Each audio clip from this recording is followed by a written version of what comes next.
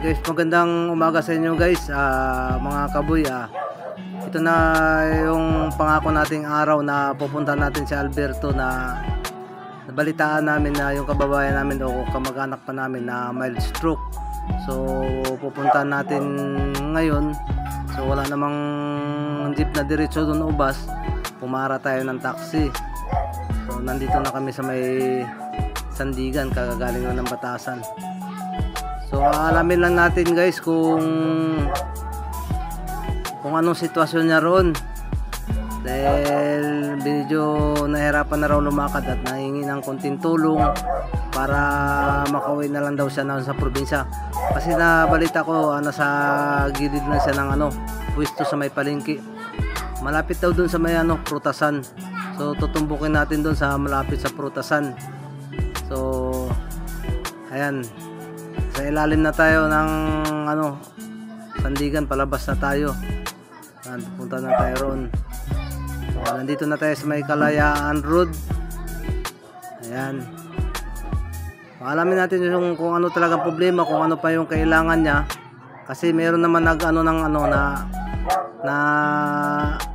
nagmagandang loob na siya nang kukuha ang ticket. Ang problema ngayon kung sino yung kasama niya sa barko, dahil kailangan daw nung may kasama yan sa barko pag habang nagtra-travel kasi mild stroke nga. So alamin natin kung kailan makakuha ng medical certificate. Kailangan daw yun pala sa travel. Yan, Kalayaan na tayo. So malapit na tayo guys sa Cubao.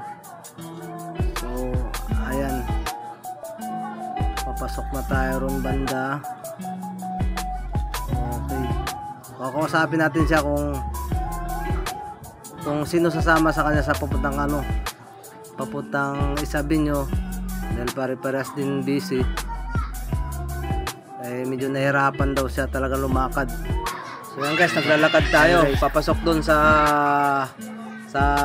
farmers market. Papasok tayo, hanapin natin siya guys. Ayan, tanong-tanong tayo guys. Ayan, naglalakad muna tayo.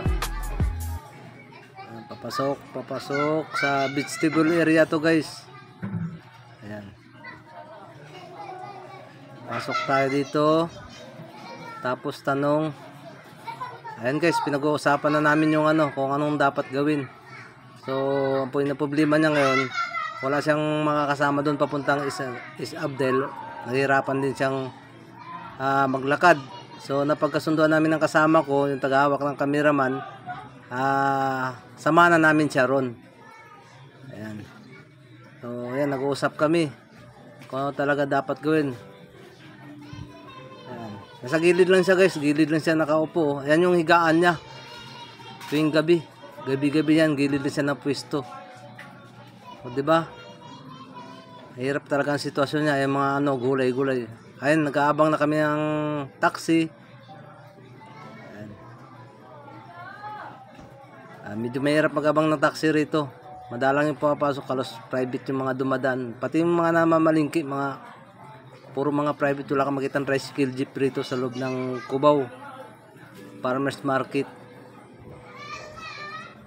Ayan, nagpaalam na siya. Ayan, galing umihi, nagpaalam yan siya guys. Ayan, hirap lumakad. Nakita nyo naman yung sitwasyon.